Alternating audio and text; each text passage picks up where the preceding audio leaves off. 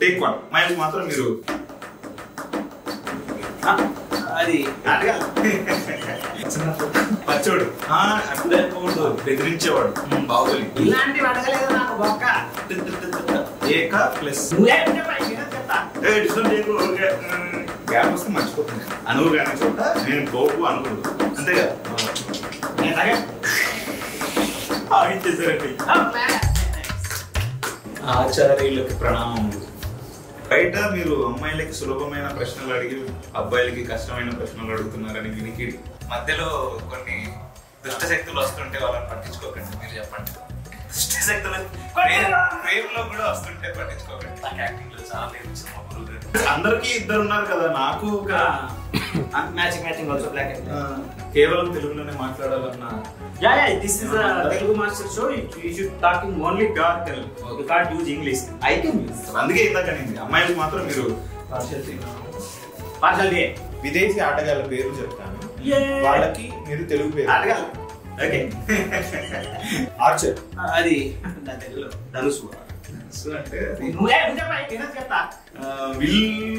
విల్లు ఎక్కువ పెట్టేవాడు బోయేవాడు ఆండర్సన్, ఆండర్ యొక్క కొడుకు ఆర్మ్స్ట్రాంగ్, భుజాలు బాగా బలమైన వాడు భుజ బలము గలవాడు బాహుబలి, విల్సన్, విల్లు యొక్క కొడుకు ఫిల్ సాల్ట్, ఉప్పుని నింపుము ఉప్పు నింపువాడు కెమెరాన్ గ్రీన్,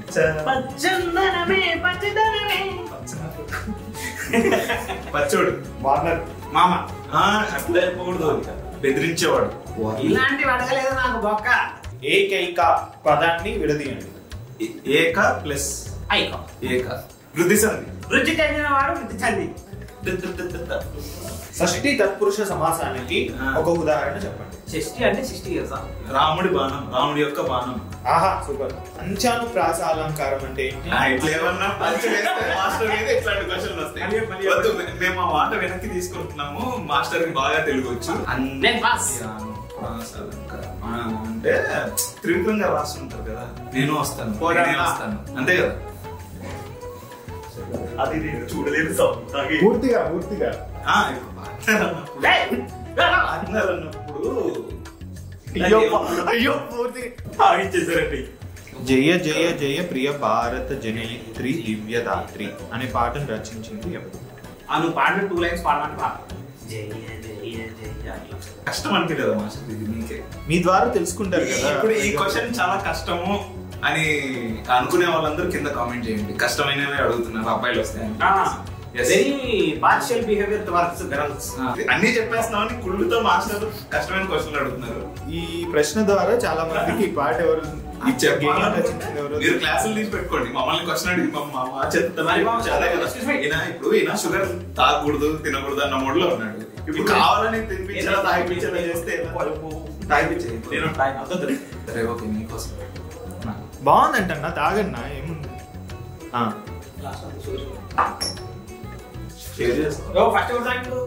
సగం నేను తాగే సగం ఓకే. రామాయణంలో హనుమంతుడు లంకకు వెళ్లే కాండని ఏమంటారు? సుందరకాండ.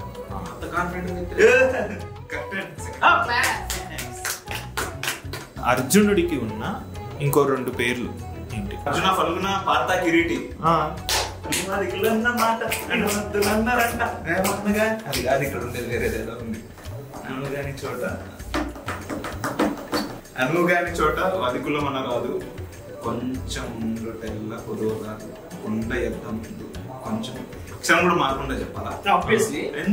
ఎందుకే ఇప్పుడు భావం తెలిస్తే చాలు కదా. భావం చెప్పినప్పుడు అనుగాని చోట అది వదికులం అన రాదు అనుంది, అదికులం అన రాదు అంట.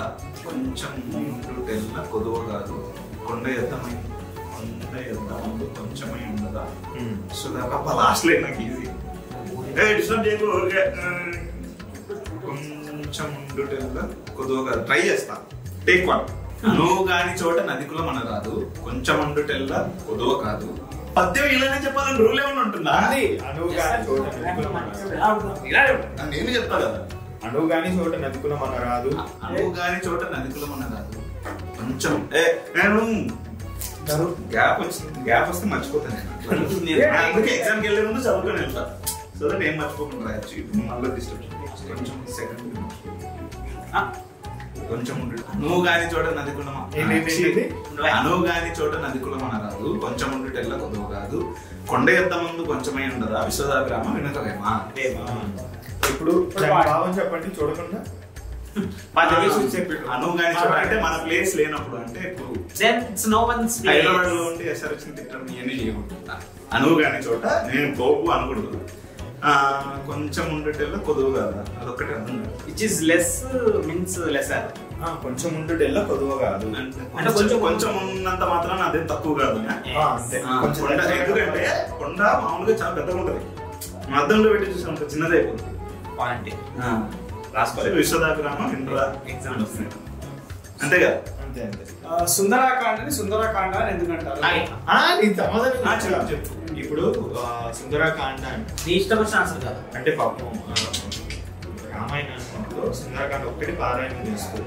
పారాయణం అంటే సపరేట్ గా పూజ చేస్తారు, అదొక్కటే చదివి అదొక్కటి కష్టపడ్డారు కదా మాస్టర్. తాగు